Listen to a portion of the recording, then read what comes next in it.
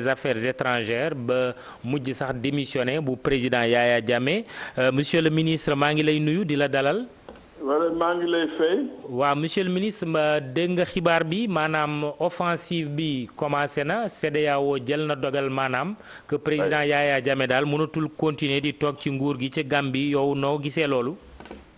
waaw xam nga CEDEAO ba ñu joxee ba ñu passé seen résolution dañ ne woon dañu bëgg pour régler mbir bi pacifiquement président Macky Sall di demee France wax na li même chose léegi nag jox nañ ko opportunité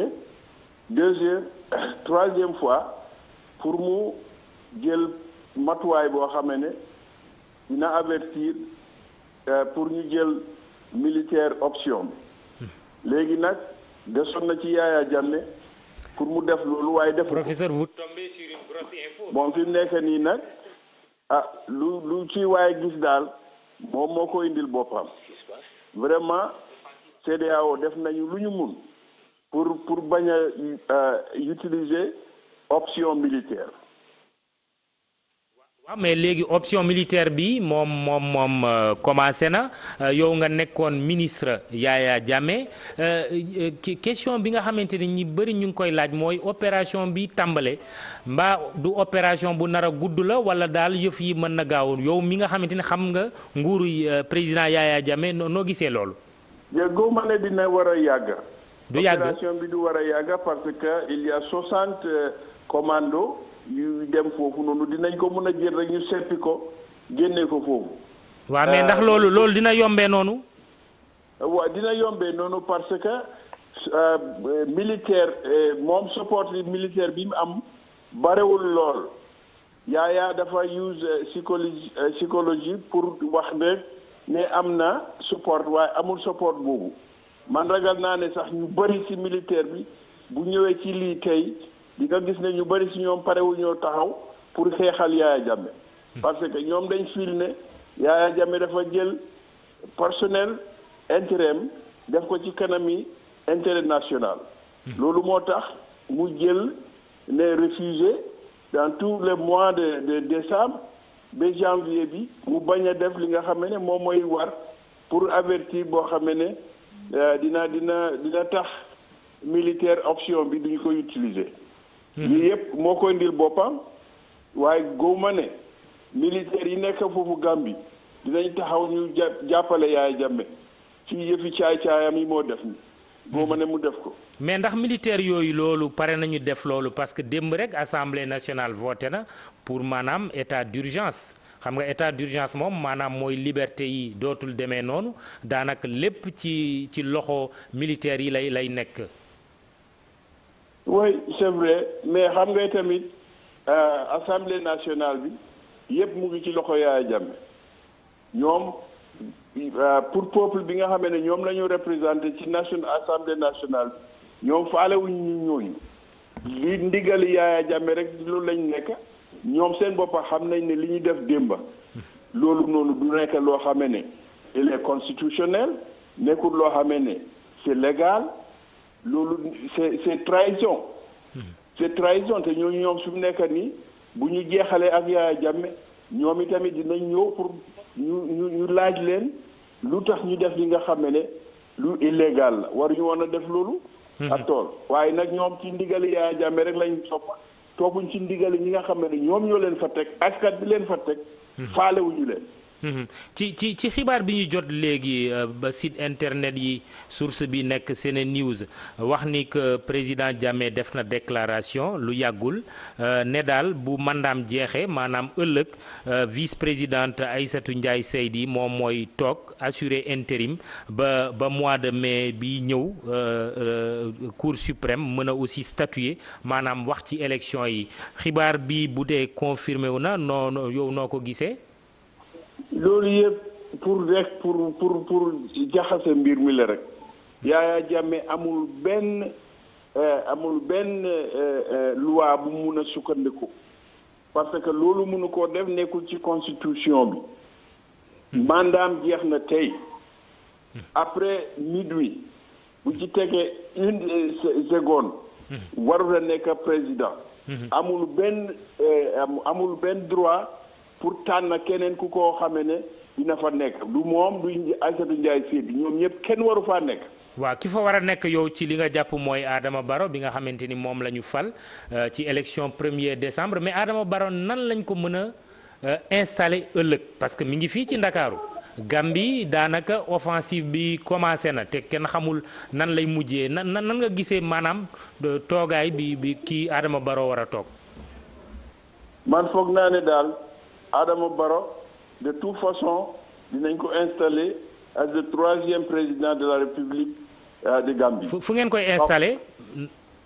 pardon. fu ngeen koy installer. ah loolu nag des na ci ñoom parce que man awma information boobu li ma xam rek mooy ne.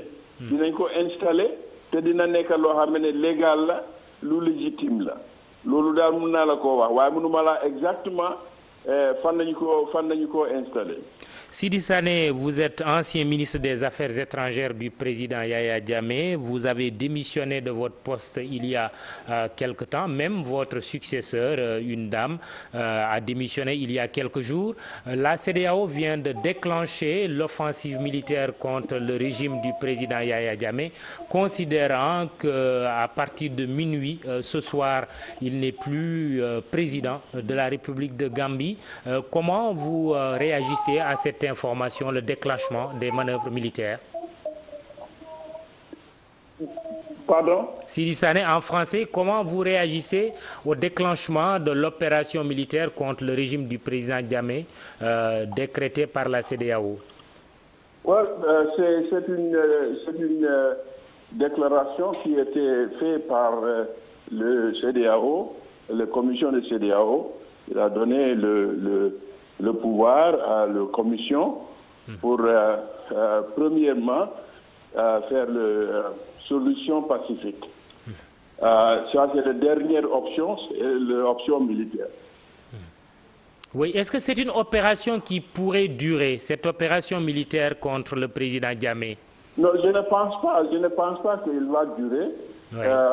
Il y a 60 commandos qui vont rentrer en Gambie. Peut-être l'opération n'est pas très loin.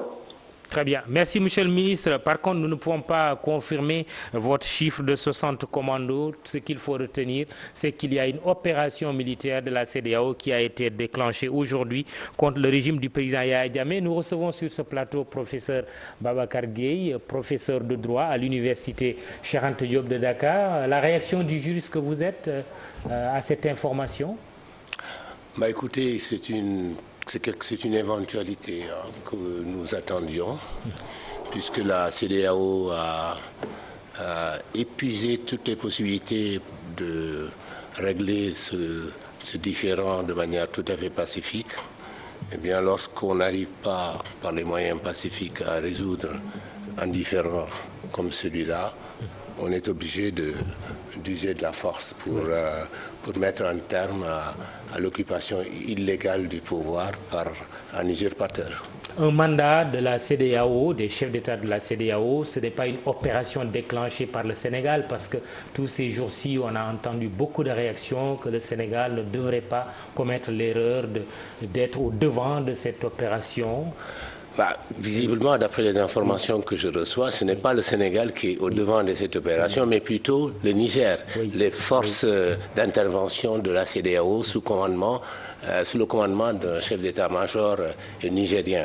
Donc, je crois que l'erreur annoncée par certains, finalement, n'a pas été commise par le Sénégal, puisque ce n'est pas le Sénégal qui prend la tête de cette intervention militaire contre le régime de Yaya. Je ne dis même pas contre la Gambie, mais contre le régime de Yaya Jammeh. Oui, professeur, un débat juridique a précédé cette opération, que le président Jammeh avait le droit d'introduire un recours auprès de la Cour suprême. Tant que cette Cour suprême n'aura pas statué, Adama Barrow ne pourrait pas être installé. Alors, ce débat juridique, est-ce qu'il vous a passionné? Quel est votre sentiment dessus? Oui, il m'a intéressé parce que, en réalité, le président Jammeh avait 10 jours. Oui. après la proclamation des résultats par la commission électorale, pour introduire un recours. Il a commis une première faute, il a introduit ce recours 12 jours, alors que la loi prévoit 10 jours. Et deuxièmement, la Cour suprême avait 30 jours pour se prononcer. Ce soir, à minuit, les 30 jours seront épuisés. Et donc, lorsque les 30 jours seront épuisés, eh bien, le président Jammeh ne sera plus président de la République et n'aura plus aucune possibilité de recours devant la Cour suprême. On peut à la limite, devant l'attitude de la Cour suprême, parce que la Cour suprême n'a pas examiné le recours du président Jammeh, n'a pas examiné le recours du président, en disant qu'elle ne pourrait le faire qu'au mois de mai. Voilà. Mais ça, c'est un rejet implicite quand même. Ça veut dire que le recours de Jammeh n'était pas recevable, n'est pas recevable. Autrement dit, le président élu Adama Barrow peut être légalement, constitutionnellement installé demain. Absolument. Sans passer par la Cour suprême. Par le passé, Yahya Jammeh a prêté serment alors que son challenger avait introduit un recours devant la Cour suprême qui ne s'était pas encore prononcé. Non, le recours devant la Cour suprême vise simplement à examiner, voir si l'élection a respecté le code électoral, si l'élection est régulière ou pas. Mais ce recours n'empêche pas la proclamation des résultats. Le résultat est proclamé par la Cour suprême. Mais la Cour suprême, justement, n'a pas prononcé les résultats définitifs. Mais c'est que on n'a pas besoin. Même dans le cas du Sénégal, on n'aurait pas besoin. Non. En Gambie. En Gambie, ils n'ont pas besoin. Ah d'accord. Voilà. Ils n'ont pas besoin de cette procédure-là. Très bien. Parce que c'est la commission électorale qui proclame les résultats. Et la Cour suprême a 30 jours pour dire si l'élection a respecté le code électoral ou pas, pour annuler les résultats du scrutin ou pas. Voilà. Très bien. Professeur, ñu ngi may wax ni que ñu ngi jokkook ci téléphone bi ak madame Cissé nekkoon présidente assemblée nationale u Gambie noonu la di monsieur le réalisateur donc est-ce que mi ngi ci ligne bi madame Cissé madame Cissé maa ngi lay nuyu di la dalal ci TFM. merci Mamadou maa ngi laa nuyu di la sant ak ñi ñoo déglu yëpp. waaw ñoo ko déggandoo maanaam CEDEAO commencé na opération militaire jëmale ko ci président Yaya Jammeh pour mu wàcc ci nguur gi noo gisee loolu en tant qu'ancienne présidente assemblée nekk itam citoyenne u Gambie. jërëjëf di njëkk a bettulu rek li suma morom yi naataango yi nekkoon ci National Assembly bi am pour nangu ci kàddu yooyu kayit boobu ndax loolu buñ ko defee rek ñu ngi gëteen réew yi Gambie ñi fa dikka waaye sant yàlla comme ni ma ko waxee woon rek ci interview bi ma defoon démba à 13h CEDEAO mooy ECOWAS ñoom caaxaanuñ ñoom say liggéey daf dee mot daf dee sotti te ay chef d'état jarabante ne ñaari yoon loolu jaru ko woon kon lii bettuma te maa ngi dellu feddali suma kóllare di wax président Yaya Jammeh ne moom moo wax ne bëggut a gis jigéen ak xale yi sonna tey jigéen ñi ak xale yi ñu ngi nekk réfugié ñu ñëpp gis nañ ko àddina si yëpp ñu ngi amee Gambie man ñu ngi ko ñaan nan nangu min wi su waxtoom la jeex juróomi ati mandaam yi nan nangu mu seet ci yàlla bi mu dee jiital comme ni mu ko waxee woon ak ni mu ko mus di waxee mu dem mu sant yàlla sant Gambien si sant nga xam ne deret du tuuru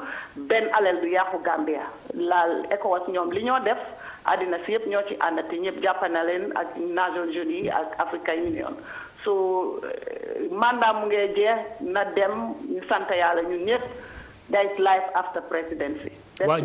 yow jiite woon nga assemblée nationale lu Gambie assemblée boobu moo voté démb état d'urgence noo ko gisee. loolu laa la wax bi ma dooree ma ne loolu bettule la naa ko ndax am na ñoo xam ne suma naataango lañ ci yeneen assemblée yi nekk CEDEAO ak African Union ak ñu nekk ci Commonwealth bi te ñu xamante woon ñu ngi ma doon laaj naka la lii mun a demee ma ne man nekkuma fa parce que man biñ ma génnee ak léegi mun na juróom-ñaari at duma leen dee suivre waaye buñ ko seetoon xam ne itam nit ñi dañ leen war a ñoo leen tànnil karta dañ waroon a delluwaat ci seen nit ñi laaj leen loolu waaye comme demee na noonu ñoom ñoo xam lu tax ñu def ko des na seen diggante ak yàlla waaye xam naa ne Gambien si duñ leen ko baalal tam te sànni karta mu ngi ñëwaat waruñ ko woon a def parce que ñu ngi indi loo xam ne coono la si àddina si même bu Cour suprême bi bañee ñoom itam waroon nañoo wax rek si taraanga lu nekk diplomatie la ak dialogue ñu seet nuñ ko waxee rather than ñuy bugga pour ñu war a dugga si Gambie pour war a def lu demee nii ñaanuñ ko yàlla nag parce que lu nekk xëj na si diggante bi parce que diplomatie moom du jeex fekk waxtu bi nga ko àggal jeexu to ñu ngi yaakaar ba fii ba minuit yëpp dina rafet te ñu ngi ko ñaan koo xam ne nag nit ku baax nga julit nga sëriñ nga gourmet na nga ñaanal Gambie na yëpp rafet. waaw madame Cissé nekkoon njiitu assemblée nationale u Gambie juróomi at yi passé léegi ñu ñëwaat ci professeur Babacar Gueye li nga doon wax sànq lu am solo la tey gi CEDEAO jël dogal ne day dal ci Yaya Jammeh ndaxte dañuy jàpp ne bu minuit jotee moom mënatul toog ci nguur gi nga nekk ki xelam màcc maanaam ci wàllu droit loolu nga gisee ko naka. waaw loolu mooy yoon parce que minuit Yaya Jammeh maanaam minuit lay jeex recours bu mu introduire woon ci kanamu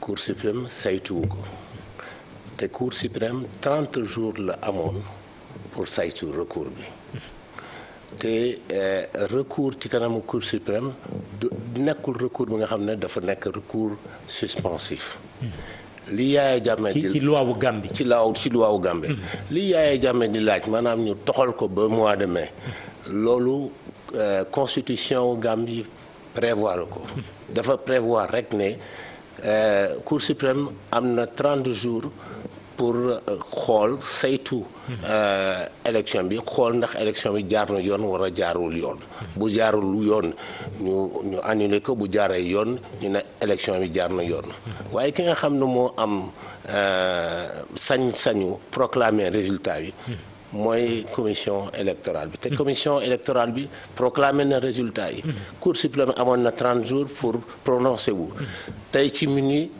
prononcé wul loolu mooy firndeel ne Cour suprême dafa du moyu Yaya Jammeh mooy firndeel ne Yaya Jammeh tey si minuit mandat am jeex na. pourtant am na say naatango yu bari ñu dégg leen en tout cas ñuy yëngut ci wàllu yoon ne vraiment ni ñuy xeex bi ñu bëgg a xeex Yaya Jammeh teguñ ko ci yoon ndaxte Yaya Jammeh am na droit def recours nañu xaar ba Cour suprême bi wax ci mais mënuñu tëb rek ne il faut mu jóge fii il faut ñu teg fii Adama Barrow loolu quand même débat bu am solo la. am na droit def recours gaa. waaw waaye recours bi dafa am ci sart yu mu tegu. sart bi bu njëkk bi mooy recours bi ci fukki fan yi lañ ko war a def bu ñu proclamer résultat yi fukki fan yi war nañ def recours bi te bi yotee ci kaawu Gambie bi fukki fan ak ñaar ci la ñu dugal recours bi dégg naa ñuy wax naan amul woon parce que dimanche woon du compter waaye constitution bi fukki fan la waxul dimanche wala lundi wala mercredi waaw déjà foofu déjà am na jalgati mu dugal recours am mu war a toog donc 30 jours fanweeri fan yi tey la war a jeex ci diggante bi Cour suprême bi ne moom de toute façon fu mu nekk nii mois de mai rek lay liggéeyaat loolu rejet implicite la juñ nga doy na borom xel loolu mooy duma bu fekkee ne bëggoon na réellement saytu kii bi requête bi dina ko saytu ci saasi wax ndax mbir bi jaar na yoon wala jaarul yoon mais xam nga circonstance yi foofu dem Gambie di saytu foofu di joxe yenn décision yi pour ay juges yi nga xam ne ay Nigériens la ñu war a ay Sierra wóorul man de bu ñu ma woon du ma dem parce que bu ma demoon bu déedéet bu ñu ma woon du ma ne parce que bu ma demoon tamit dama naan kii dafa war a dem. gagné nañ ko dafa war a dem. te loolu juge Sierra Leone bi ak juge Nigérian bi comprendre naa seen attitude parce que wóorul nga dem foofu ci dëkk bu nga xam ne ak président bu mel ni Yaya Jammeh kenn xamul lan mooy am après. léegi opération bi waa CEDEAO jël nañu dogal bi maanaam jëlee ko moom foofu Yaya Jammeh ci nguur gi avant loolu aussi am nañu débat boo xamante ni ba dënn yi sax jóg maanaam Sénégal ñi bëri jàpp ni bu ci Sénégal dugg Sénégal warul dal ci Gambie ndax Gambie mooy Sénégal Sénégal mooy Gambie li muy jural réew mi lu garaaw a garaaw la tey jii mandat boobu CEDEAO d'abord moo ko décidé jiital ci koo xamante ni Niger la baawoo ko nekk généralu Niger loolu aussi en tant que juriste noo ko gisee. waaw nii ko CEDEAO doxalee man dafa dal sama xel. man bokk naa ci ñi nga xam ne dañ doon wax naan suñu diggante ak suñu mbokku Gambien yi war nañ ko sàmm. war nañu xalaat ëllëg. donc waruñu jiital Sénégal ci mbir mi. ni ñu seet beneen réew. bu xaw a sonné tuuti Gambie ñu jiital ko mu nekk mu diriger opération bi. CEDEAO noonu la ko defee. moo tax sama xel dal na. parce que ëllëg kenn du mën a wax ne Sénégal moo jiite woon mbir mi ëllëg suñu diggante ak suñu mbokku Gambien yi dara du ko mën a yàq. nan la ñuy léegi nag war a def ba Adama Barrow mën a toog ci nguur gi parce que loolu aussi beneen dimension la parce que moom mi ngi fii Sénégal Adama Barrow président bi ñu fal ñenn ñi ne prestation de serment bi ambassade Gambie bi nekk fii ci Ndakaaru la koy defee ñeneen ñi ne foofu Banjul la te Banjul état d'urgence moo fa am ci loi boo xamante ni assemblée voté na ko démb. waaw mais loi bu am na loi bu ñu voté démb. état d'urgence état d'urgence boobu sax moo waral ñu mën a def prestation de serment bi fii ci ambassade yu Gambie. loolu mën na nekk. ambassade bi extraterritorialité statut d'extraterritorialité la yore bokkul ci Sénégal. waaw mais ba tey mais est-ce que xel yi duñu jàpp ne daal Sénégal la. bu ma defoon jéyee fii daaw dugg. ambassade de Gambie. soldaaru wala policier sénégalais duñ ma mën a jëli foofu. parce que bu boobaa maa ngi ci territoire. mais ci Gambien yi ci li ñuy jàpp ak sax sénégalais yi ak ñu bëri. maanaam moom daal ci Sénégal la defee prestation de serment. te du Sénégal moo ko fa géographiquement mais juridiquement. mën nañ ko jàppee ñaari façon. juridiquement. bu fekkee ne ambassade de Gambie. ku fa dugg yaa ngi ci territoire gambien. mais c'est vrai que géographiquement. l'ambassade est localisé mu ngi fii ci Sénégal mais loolu li am importance ci wàllu droit mooy les considérations d'ordre géographique d'ordre juridique yooyu mais am na beneen possibilité mooy ñoo ñuy wax commando yooyu ñu def dem simpi Yaya Jammeh Barrow dugg mais am na beneen tamit soldats yi dugg ci territoire gambien ci espace boobu ñu libéré. ba nga xam ne sécuriser nañ ko. Adama Barrow dem foofu prêter serment. waxuñu ne ci cour suprême ba la ñuy prêter serment. dañu wax rek ne ci kanamu cour suprême la ñu war a prêter serment. kon de dina doon prestation de serment bu historique comme ni ñu koy waxee léegi ñu jokkoo ak maître Saliou Tall nekk avocat wu Gambie avocat gambien la maître ñu ngi lay dalal di la nuyu. maa ngi leen di fay. maître jot nga xibaar bi maanaam CEDEAO moo dogal déclenché ni ñuy woowee offensive militaire jëmale ko ci Yaya Jammeh. waaw jot nañ xibaar bi. waaw te ñu Gambie yëpp kontaan nañ si xibaar boobu nag CEDEAO ñoom lu ñuy taxal ñu ngi koy taxal si loi parce que seen charte bi jox na leen droit bi pour ñu intervenir Gambie. waaw yow en tant que citoyen yu Gambie noo gisee loolu xam nga bu ñuy wax moom affaire militaire xel yi léeg-léeg jaxasoo yow da nga jàpp ne lu baax la. mais ñun Gambie yi. option militaire gën a la ñu. mais ànd na ci xam nañ ne gis nañ ne. option diplomatique bi essayé nañ ko ba fu mu mun a em. il y a plusieurs missions yoo xam ne ñëw nañ Gambie. di waxtaan ak Yaya Jammeh. di ko tete di ko nax mais chaque fois mu dal di indi beneen yoon. mais fu mu ne nii nag. dafa mel ni solution Gambie su fekkee ne Yaya Jammeh pare pour accepter résultat élection yi. daa mel ni force rek moo ko mën a résoudre te force moom am na dafa am ay am na yoo xam ne yu bari mënoo ko contrôler ñun Gambie bëgg ci force mais quand même deret bu tuuru Gambie loolu président Yaya Jammeh moo responsabilité parce que moom tey mun naa wax ne mun naa accepter daal di accepter décision pour Gambie yi loolu ci soo xeex du am. waaw maître. oui maître Saliou Tall léegi beneen mbir mi mooy débat juridique bi nga xamante ni am na ne tant que Cour suprême daal joxewul résultat yi benn président même bu fekkente ni commission bi moom la jàpp moom la ñu fal maanaam Adama Barrow munul toog munul wuutu président Yaya Jammeh loolu mooy argument bi nga xamante ni Yaya Jammeh teg na ko ci table bi ba fii sax ci Sénégal am na ay juristes sénégalais yu gisee noonu yow noo ko gisee. loi Gambie dafa leer nañ si lii amul warul am débat. résultat élection yi commission indépendante électorale ñoo koy déclaré en Gambie.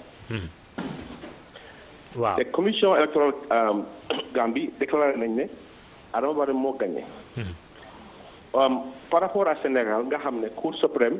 ñoom ñooy déclaré résultat. c'est pas la même chose en Gambie. léegi ñoom président Yaya Jammeh am na droit pour porte plainte. Cour suprême. loolu kenn waxoon na mënut a porte plainte. mais en tant que mu ngi porte plainte loolu terewul Barrow ñu déclaré ñu fal ko président parce que suñu loi bi dafa ne. après 60 jours. Barrow dañ ko war a far. te maintenant amul leen loo xam ne. amul leen loo xam ne. ngi tere. ci droit pour Barrow ñu fal ko comme président. très bien loolu droit bi dafa leer nañ. waaw d'accord mais képp juriste boo xam ne.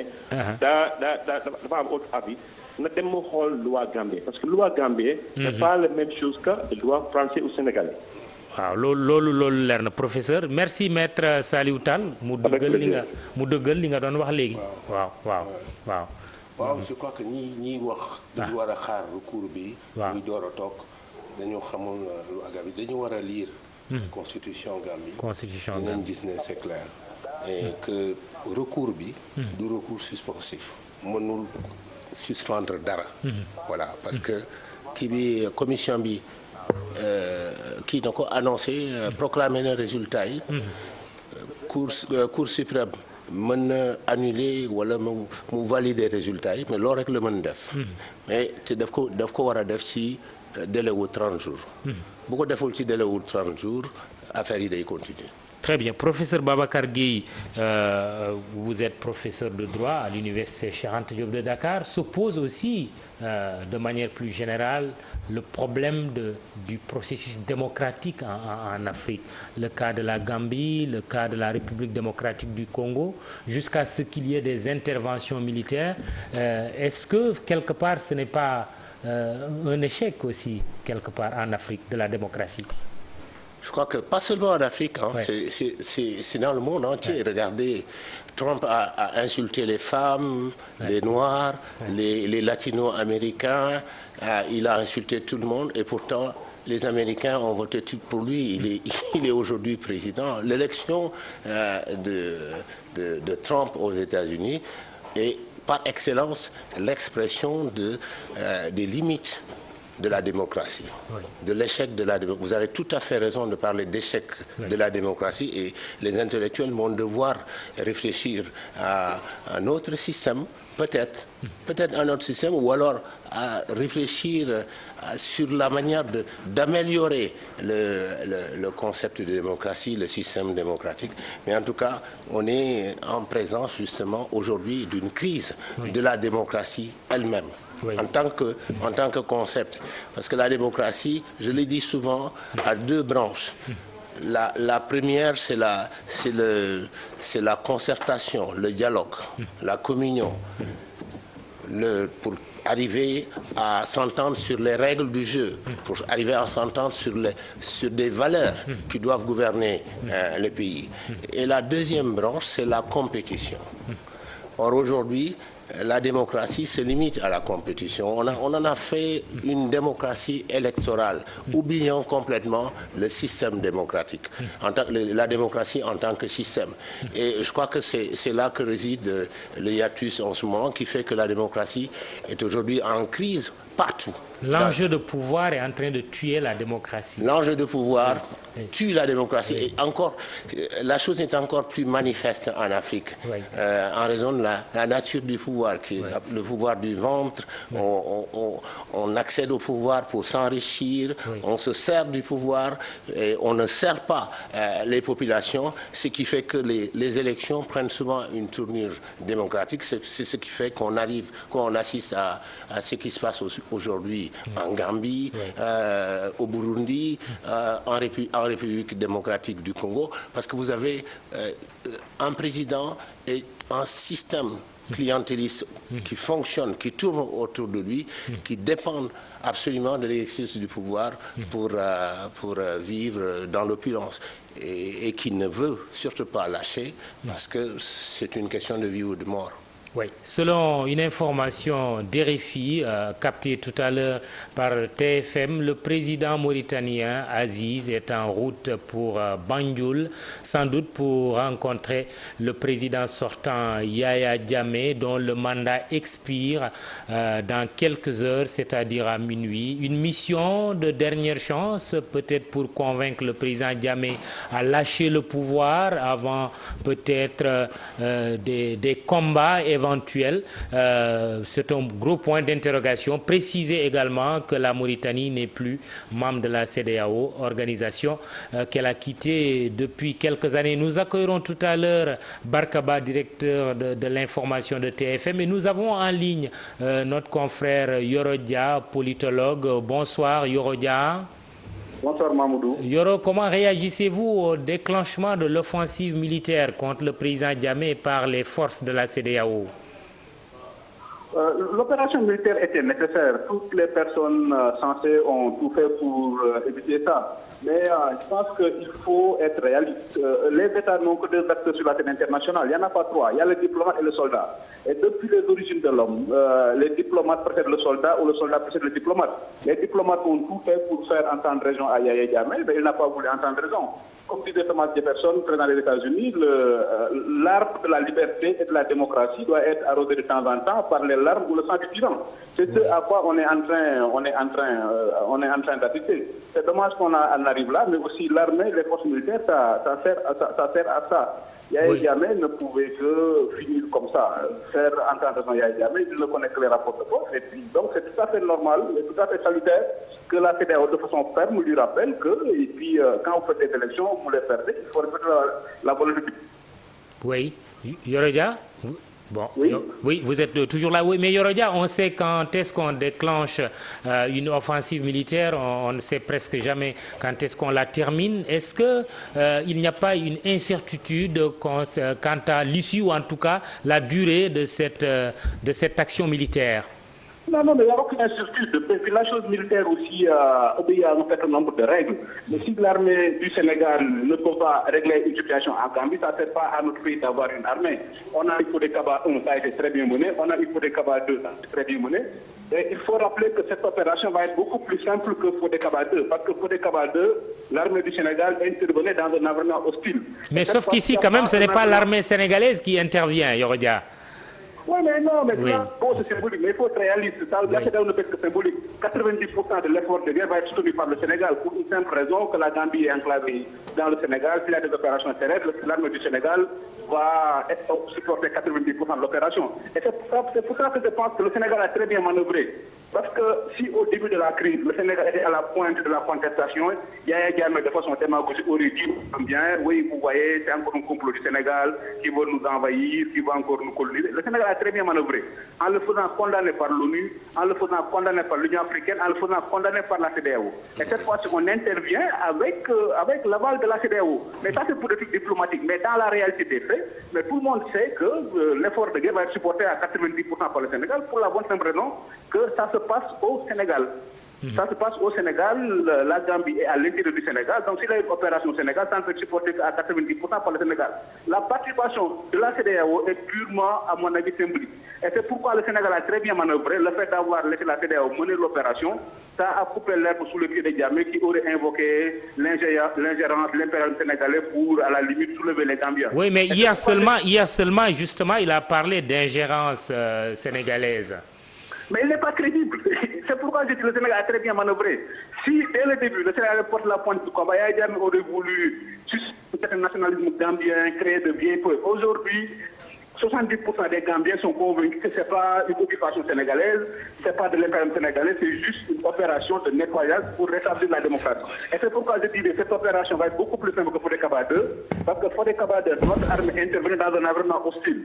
Aujourd'hui, démocratiquement, ça veut dire la majorité des Gambiens est contre Yaya Jammeh, la moitié de son armée est contre Yaya Jammeh, ce qui veut dire qu'il n'a que sa garde présidentielle, il n'a qu'un segment de l'armée, il n'a que ses fédéines. Et à mon avis, c'est là qui fait que, contrairement à ce que l'on dit, il n'y a pas beaucoup d'incertitudes. Il n'y a pas beaucoup d'incertitudes. La chose militaire est une chose que les gens peuvent maîtriser. La hantise militaire, c'est d'être encerclé, et la Gambie est naturellement encerclée par le Sénégal. Et c'est pourquoi il ne peut pas y avoir de hantise. Si le président gambien élu Barrow dit le 19, je vais être investi en Gambie, moi j'ai toujours dit que c'est parce qu'il savait de quoi il parle. Parce qu'il savait pertinemment qu'une opération de la CEDEAO en Gambie, ça ne peut pas durer plus d'une semaine. Yorodia, restez en ligne, on revient à vous dans quelques minutes. Professeur Babacar Gueye, avant d'être rejoint par Barkaba aussi. Mais on a constaté l'isolement diplomatique, l'isolement international du président sortant gambien Yaya Jammeh. Malgré tout, il s'est accroché au pouvoir jusqu'à ce que cette opération militaire soit déclenchée par la CEDEAO. Qu'est-ce qui pourrait justifier cela de la part de Yaya Jammeh? Le pouvoir, l'appétit, l'appétence pour le pouvoir en Afrique est un peu comme ça, il vous rend complètement fou et vous vous accrochez à lui et vous ne voulez pas le lâcher parce que au pouvoir s'attache tellement de privilèges en Afrique. Et voilà. Et vous savez, nous avons un gros problème également en Afrique, un problème au niveau du leadership. Nous avons des systèmes, enfin des institutions démocratiques, des élections qui se déroulent plus ou moins normalement. Mais je ne suis pas certain que nous avons des hommes, des acteurs politiques à la hauteur de nos systèmes démocratiques. Je crois que ça, c'est un vrai problème, à mon avis, pour l'Afrique.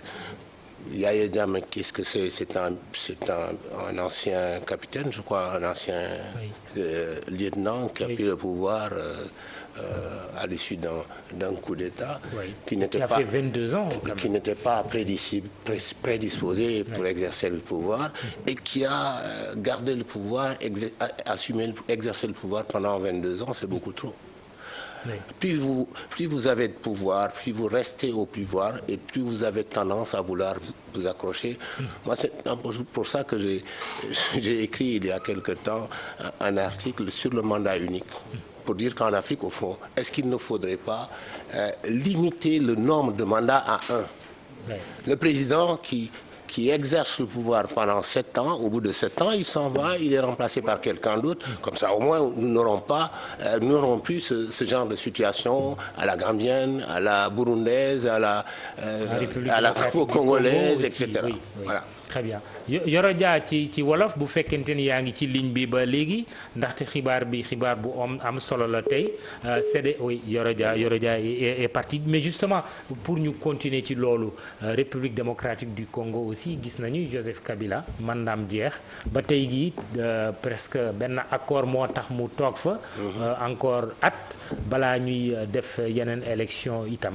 waaw technique la tey pour proroger mandat am na technique yu bari am na technique bu nga xam ne constitutionnel bi la da ngay bu ñu waxee ne ñaari mandat nga war a def bu deuxième mandat bi di waaj a jeex nga def révision constitutionnelle def référendum gagné référendum bi toogaat am na beneen bi mooy bi bu gën a brutal bi bu nga xam ne moo gën a ñàkk kerse mooy bi Yaya Jammeh di def nii am na beneen bi nga xam ne dafa am plus de finesse mooy bi Kabila di def Congo maanaam créer conditions yi nga xam ne ba kenn du mën a def élection jaxase carte yi ba élection du mën a nekk bu ko defee nit yi dañuy obligé ñëw toog ñu waxtaan bu ñu waxtaanee ñu proroger la sa mandat ay technique la yu nga xam ne président yi dañ koy utiliser pour bañ a dem bu seen mandat jël loolu yëpp dafay firndeel ne finalement suñu démocratie en Afrique démocratie yu fragile la parce que xóotul dañ ko yemale trop ci pouvoir bi dañ ko yemale trop ci élection yi fàtte yeneen fànn yi nga xam ne ñoo war a am importance ci suñu système démocratique. Cheikh Yérim Seck suñu beneen naataango journaliste Cheikh Yérim maa ngi lay nuyu. Mamadou maa ngi lay fay. waa Cheikh Yérim mbirum Gambie daanaka wurewa dem na këng comme niñ koy waxee maanaam CEDEAO déclenché na offensive militaire jëmale ko ci nguuru Yaya Jammeh jàpp ni daal Yaya Jammeh mënatul toog continuer di nekk président wu Gambie bu minuit jotee tey ci guddi gi. waaw. Mamadou maa ngi lay sant di la gërëm. man yàlla def na dem naa Gambie fan yi am naa fa ayubis li ma fa yóbbu woon mooy xool li fa xew bi ma demee li ma fa gis mooy Yaya Jammeh dafa taxaw temm rek ngir faagaagal démocratie ngir jaay doole pour mën a li daal day toog ci réew ma ak maatay ak force léegi dafa am loo xam ne nii en tant que juriste dama ko bëggoon a wax mu leer parce que loi charte bi nga xam ni mooy charte bi gën a mag ci Gambie dafa wax ni élection bu jàllee fukki fan ki nga xam ni moom lañ gagné fukki fan la am pour def recours parce que ñu bari fii dañuy wax Sénégal nekk ni ay juriste la ay avocat lañ te li ñuy wax xamuñu ci dara parce que loi Gambie ak loi Sénégal du benn il faut mu leer loi Gambie li mu wax mooy élection bu amee fukki fan la candidat bi am pour déposer recours am Yaya Jammeh bi muy déposer recours am fukki fan ak benn jot na donc recours boobu kenn mënu koo xoolaat bi ci topp Cour suprême Gambie buñ ko joxee recours 1 mois la am à partir de élection bi benn weer la am pour def recours boobu weer boobu passé na lu yàgg depuis bi le 10 bii la weer boobu passé donc dañu xam ni Yaya Jammeh recours bi mu def délai bi mu ko def baaxul Cour suprême weesu na période bi mu waroon a intervenir donc foo ko mën a Mamadou foo ko mën a jaar jàpp rek recours Yaya Jammeh kenn mënu ko examiner loolu dafa leer bi ci topp mooy boo demee Gambie tey man dem naa Gambie jógee Banjul dem ba Farafenni fépp Yaya Jammeh daf ko teg ay checkpoint teg fa ay mercenaires yoo xam ne ñii ñu ngi jógee Sierra Leone ñii ñu ngi jógee Libéria ñii ñu ngi jógee Casamance amul benn daanaka amul benn soldat boo xam ne nii Gambien la boo xam ne nii tey dafa ànd ak Yaya Jammeh wala taxaw pour xeexal ko ñi wër Yaya Jammeh fi mu toll moment bi nga xam ne ñëw yëpp ay étranger lan maanaam ay nit lañ yoo xam ne dëkkuñu te biir Gambie soldaaru Gambie kenn parewul tey pour deewal Yaya Jammeh donc il faut mu leer donc guerre bii nar a am bu amee guerre la entre Yaya Jammeh kese moom cundum ak CEDEAO mais opinion gambienne maanaam boo xoolee société civile Gambie ñëpp bokkuñu ci xeex la wuñu Yaya Jammeh parteem ci boppam sax ña ko ca ëppoon doole yëpp dem nañ seen yoon donc Yaya Jammeh moom tundum ak ay mercenaires yu mu fay xaalis ñu jóge Libéria ñu jóge Sierra Leone ñii ay rebelle Casamance tey par exemple Banjul checkpoint yi fa nekk yépp ñu ko yor dégguñu anglais. ñoom ñëpp ay rebelle lañ yoo xam ni mu ngi leen jëlee ci rebelle Casamance yi indi leen pour ñu xeexal ko. donc loolu dama bëggoon mu leer ci. opinion sénégalaise. waaw te liy xew nii. te mu ci Gambien yi. amul benn Gambien tey boo xam ne nii ànd na ak Yaya Jammeh ci situation bi nga xam ne nii moo xew tey Gambie. waaw xëy na peut-être Cheikh Yérim ñu jeexalee foofu ndax li nga gis ni lu mën gudd la wala daal lu gàtt lay doon. li ñu tàmbali lu gàtt lay doon li tax muy gàtt. mooy naturellement Gambie day suuf soo xam ne Sénégal daf ko wër. xam nga tey par exemple Nigéria ak force de frappe man am naa information yoo xam ne am na 800 rangers yoo xam ne kenn rek bu duggoon Gambie mën koo jeexal day jënd ci tey juróom-ñetti fukk yu taxaw ba pare coalition bi Sénégal nekk ci Gambie Nigéria nekk ci maanaam toutes les grandes puissances militaires africaines de l'Afrique de l'Ouest nekk ci kooku man pour man xeex du am man jàpp naa ni président Mauritanie bu àggee Yaya Jammeh dina xam ne lii jëmul kër te dina taxaw daal. ok loolu laa gëm. jërëjëf Cheikh Yérim nekk suñu naataango journaliste demoon Gambie ci lu yàggul professeur Babacar Guèye xëy na ñu jeexalee fii plateau bi waaw sa kàddu gu mujj waaw. xam nga wax na dëgg Yaya Jammeh lii mënul yàgg. waaw ndax Yaya Jammeh il est esselé. ñi mu àndaloon yëpp bàyyi nañ ko. donc fi li ko desee mooy la garde nationale ñi koy garder foofu ci palais bi ak mercenaires yi bu fekkee woon na population bi dañ ko doon jàppale ba léegi foofu intervention bi dina na mën a yàgg mais jàpp naa ne intervention bii du yàgg parce que Yaya Jammeh amatul soutien ci population. waa kay merci professeur Babacar Guèye kon nag ma fàttali leen maanaam xibaar bi ñu jot sànq maanaam CEDEAO dafa jël dogal maanaam déclencher offensive militaire jëmale ko ci nguuru Yaya Jammeh parce que dafa jàpp ni tey gii bu minuit jotee maanaam président Adama Barrow bi ñu fal moom moo war a toog ci jàngat bu am solo professeur Babacar Guèye def na ko nekk professeur de droit constitutionnel loolu aussi benn avocat wu Gambie dëggal ko maanaam ci constitution wu Gambie recours bi ñuy def ci cour suprême mënul tere président bi nga xamante ni commission électorale indépendante moom la jàpp moom la ñu fal mënul tere président boobu mun a toog donc ci li ñu jàpp mbir mi bu continuer nii maanaam Adama Barrow nekk fii sax ci Ndakaaru depuis ay fan moom moo nar a toog suba maanaam ci fauteuil yu président de la République bu Gambie ndaxte mandat Yaya Jammeh moom tey ci minuit la war a jeex foofu ca Gambie kon nag jërë ngeen jëf rédaction bi Aïssatou Diop Fall, réalisation Apoulaye, direction des programmes Boubacar Ba. Merci à tout le monde d'avoir suivi cette édition spéciale que nous allons suivre cette grosse actualité au fil des minutes et vous serez informés de ce qui va se passer dans les prochaines heures, voire même les prochaines minutes. Merci et excellente soirée.